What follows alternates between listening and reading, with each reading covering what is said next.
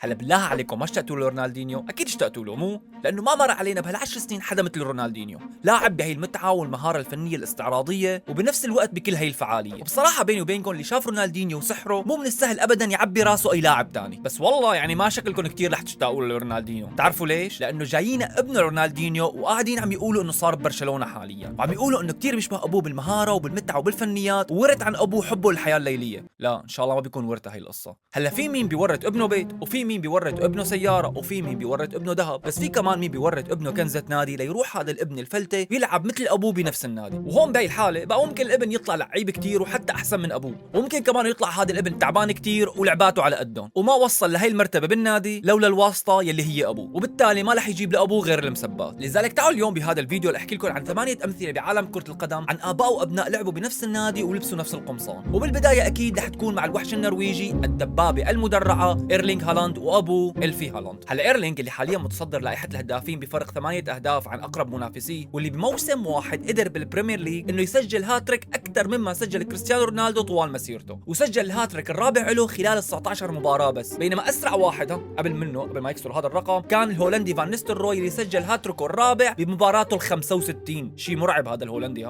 بس الغريب بالموضوع انه ابوه لايرلينغ اللي اسمه إلفي هالاند ما كان مهاجم، كان مدافع، وبالتالي ايرلينغ ما ورث منه لابوه شيء من الحس التهديفي اللي عم نشوفه حاليا، بس للانصاف ورث منه حس المشاكل والخبث الكروي، وكمان ورث منه الكنزة الزرقاء لمانشستر. هلا اللي ما بيعرف إلفي هالاند كان مدافع ومدافع مشكلجي كتير كمان، واشتهر بخناقاته الكتيرة مع روي كين كابتن مانشستر يونايتد بديربي مانشستر، بس للاسف ما طول إلفي كتير بالملاعب لانه تعرض لاصابه قويه بال 2003 انهت له مسيرته نهائيا. فهون قولتكم هل ايرلينغ هالاند حيحقق ما لم يحققه ابوه وما لم بالتاكيد يحققه السيتي نهائيا بالسابق ويقدر يجيب ذات الاذنين لملعب الاتحاد؟ الله العليم، كل شيء ممكن مع الفيلسوف. لذلك بقى من هون بنروح نترك مانشستر باتجاه مدريد، او بالحقيقه بنروح باتجاه كوكب ثاني تماما. طبعا انا بدي احكي عن ابن الصحراء الساحر زين الدين زيدان، احد افضل من لمس الكره عبر التاريخ. طبعا اللي بيعرف زيزو عمل كل شيء ممكن ينعمل لريال مدريد كلاعب وكمان كمدرب، يعني جاب لهم دوري الابطال بال 2002 وكمان جاب لهم 3 نسخ متتاليه من دوري الابطال كمدرب، وكمان هو اللاعب الاغلب التاريخ بالفتره بين 2001 و2009. بس مع كل هاي الانجازات وقت راحوا سالوه لزيزو قالوا له شو هي اللحظه الذهبيه لك مع ريال مدريد؟ لا مو دوري الابطال، قال لهم وقت دربت ابني بالفريق. بس للاسف والمشكله ابنه لزيدان هو أسوأ شيء قدمه زيدان لريال مدريد، لانه حارس المرمى لوكا زيدان اثبت تماما انه ما حدا بيوصل لمستوى زيدان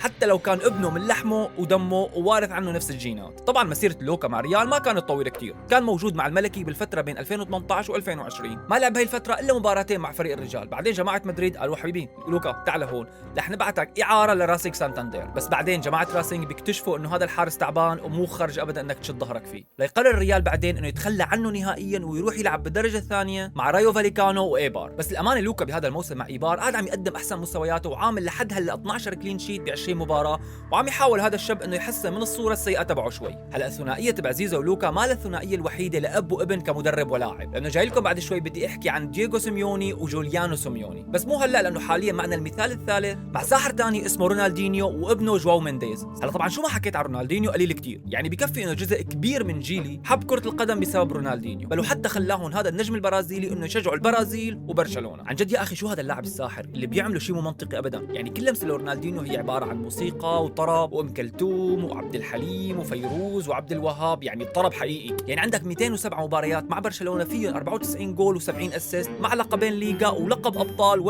والكثير من السحر. هلا اكيد كلكم اشتقتوا رونالدينيو مو، بس الزلمه بيعرف محبته بقلوبكم، لذلك ما حيخليكم تشتاقوا له كثير. طبعا ابو الروم فوق هي الشغلات اللي كان يعملها مع برشلونه والبرازيل راح قال للمرأة قومي نطلع عشاء رومانسي في احدى ليالي الخميس، ويقال انه بهي الليله اكل الكثير من الجرجير، لذلك جاب لنا ولد اسمه جواو مينديز وراحوا سجلوا لهذا الولد باكاديميه برشلونه. وحسب الكلام المبدئي عم يقولوا انه هذا الفصعون البرازيلي فلته ولعيب كثير مثل ابوه، فمثل ما شفنا كل هالحركات والطرب من رونالدينيو الاب ناطرين ان شاء الله هالشيء واكثر من رونالدينيو الابن، وبنفس القميص قميص برشلونه. وهون بكون وصلنا للمثال الرابع معنا، وهون طبعا معنا حاله فريده ما بتلاقيها بغير نادي واحد بالعالم. طبعا انا هون ما عم احكي عن جيلين اب وابن، لا انا عم احكي عن 3 اجيال، اب وابن وحفيد، واللي هن تشيزاري مالديني، باولو مالديني ودانييل مالديني. ظاهره ما رح تلاقيها الا بالبيج ميلان روزينيري، يعني عندك 3 اجيال متتاليه من نفس العائله ومن نفس الصناعه الميلانيه الخالصه. طبعا تشيزاري الجد كان مدافع وكان من احسن لاعبي الفريق بجيله، اما الابن باولو فهو غني عن التعريف وواحد من افضل المدافعين بالتاريخ، وصاحب الرقم القياسي بالتتويج ب5 بطولات من دوري الابطال مع فريق واحد، لذلك قدر هو وابوه انه يمثلوا الميلان باكثر من 1000 مباراه مجتمعين. اما الحفيد الصغير دانييل مالديني فطلع مهاجم بعكس ابوه جده، هو صح لهلا ما لعب كتير وما فينا نحكم على مسيرته بالمنيح او بالعاطل، بس كتار من جمهور الميلان بيشوفوه موهوب وفي امل انه بالنهايه يطلع منه شيء كتير حلو، وهيك بيكونوا آل مالديني شكلوا جزء مهم من تاريخ الميلان وحاله ما ممكن تتكرر ابدا باي نادي ثاني. لذلك هلا بنروح لرقم 5، ومثل ما وعدتكم دييغو وجوليانو سيميوني. هلا مو كل اللعيبه التوب بيصيروا مدربين توب مثل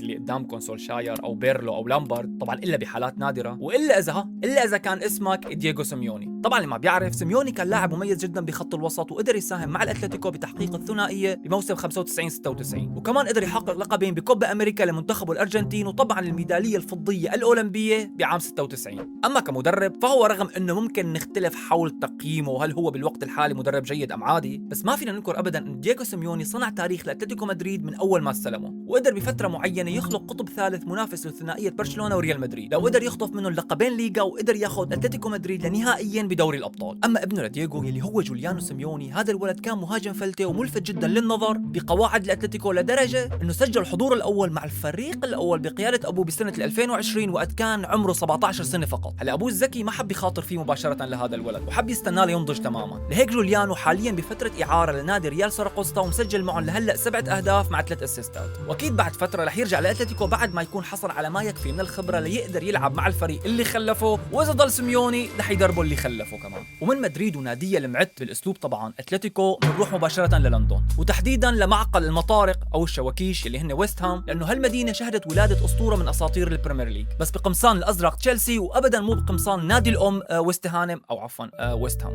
فرانك لامبارد يلي ورث حرفيا كل شيء عن ابوه، يعني المنخار، الانف، المهنه اللي هي كره القدم، وكنزه الفريق اللي هو ويست هام، وحتى الاسم الاسم، لانه فرانك لامبارد الاب او سينيور كان ظهير شمال، وكان جزء مهم من الحقبه التاريخيه لنادي ويست هام، وواحد من اهم لاعبينهم بهديك الفتره، وقدر يحصل معهم على لقبين بكاس الرابطه، وشارك مع ويست هام باكثر من 500 مباراه. اما ابنه فرانك لامبارد الابن او جونيور فكمان بلش مسيرته مع ويست هام، بس فرانك الابن بلش مسيرته تحت ضغوط كتير كبيره ورثها من ابوه، لا هو ما ورث ضغط الدم، ورث الضغوط الجماهيريه من ابوه، لانه جزء كتير كبير من جماهير ويست هانم او ويست هام ما كانوا نهائيا مقتنعين بامكانياته، كانوا يعتبروه انه هو اللاعب يلي بيلعب بالواسطه، وانه ابوه الاسطوره او ابن اللواء يلي جايبه لابنه يلعبه بالواسطه. بس بعد هاي الضغوط الجماهيريه اللي صار شيء صادم تماما، هذا الشيء اللي جلب الندم لجمهور ويست هام يمكن طول عمره، لانه بعد الضغط الجماهيري والاشاعات على الواسطه والما واسطه، فرانك لامبارد الابن جونيور بيقول لهم عليكم وعلى هالنادي، وبيروح وبيحمل حاله وبيروح على جاره تشيلسي ليبدا معهم حكايه ثانيه مختلفه تماما، ويكون جزء مهم من انجازات النادي ونهضته، ويقدر يعمل مسيره افضل بكثير من مسيره ابوه، ويسطر اسمه بالتاكيد كواحد من افضل لاعبين بتاريخ البريمير ليج، ويقدر يغير خارطه انجلترا الكرويه كلها ب 177 هدف و102 اسيستات، اكثر من اي لاعب وسط بتاريخ انجلترا كلها. طبعا هون على سيره لعيبه الوسط ما بصير ابدا تحكي وسط بلا ما تمر على الاسبان، وتحديدا على المايسترو الذكي الرائع تشابي الونسو، اللي هو نجم ريال مدريد وليفربول والبايرن والمدرب الحالي لبايرن ليفركوزن. هلا ابوه لتشابي اللي اسمه بيريكو الونسو، واثنيناتهم تشابي وابوه الاثنين بيشتركوا بكثير شغلات، يعني اثنيناتهم لعيبه وسط، واثنيناتهم بداوا مسيرتهم مع ريال سوسيداد فريق مدينتهم، ومثلوه باكثر من 100 مباراه، واثنيناتهم صاروا مدربين وقت انتهت مسيرتهم بالملاعب.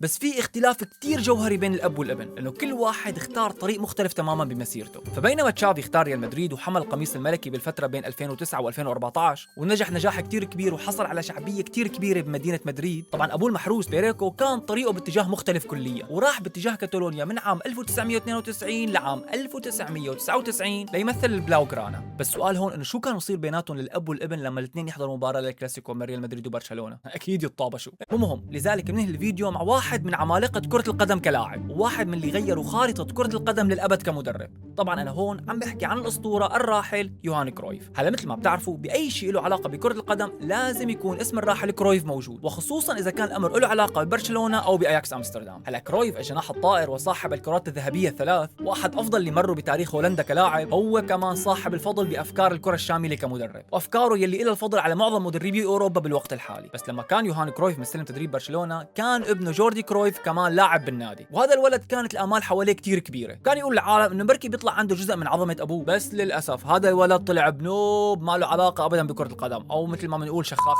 رغم انه صح له بفضل اسم ابوه انه يكون لاعب بانديه كتير كبيره مثل برشلونه ومان يونايتد، بس هذا الولد ما قدر يترك اي بصمه تذكر، وترك ممارسه هي اللعبه بدون ما يحقق اي انجاز يذكر كمان، ليتحول بعد اعتزاله كره القدم لمدير رياضي ويصير حاليا مستشار رياضي بمجلس اداره لابورتا. بس الله يكسر ايديه، حتى بهي ما طلع فالح فيها، لا كره قدم ولا حتى اداره. فغالبا هذا الولد وطى راس الحجي المرحوم يوهان كرويف. وهيك طبعا بنكون وصلنا لختام هذا الفيديو. طبعا من هالامثله بنكتشف انه صح وقت يكون ابوك صاحب انجاز وله قوه واسم، فهذا الشيء طبعا ممكن يساعدك شوي بالبدايه ويفتح لك مجالات وفرص اضافيه عن غيرك، بس بالنهايه كره القدم مثل اي مجال بالحياه، هي شيء لا يورث بالدي ان اي، بل يكتسب بالعمل والخبره والممارسه والتجربه. لذلك انتم خبروني بالتعليقات شو في صفات وامور ورثتوها عن ابائكم. انا بالنسبه لي ورثت حب كره القدم وحب الشاورما. وعمتم مساء. باي باي.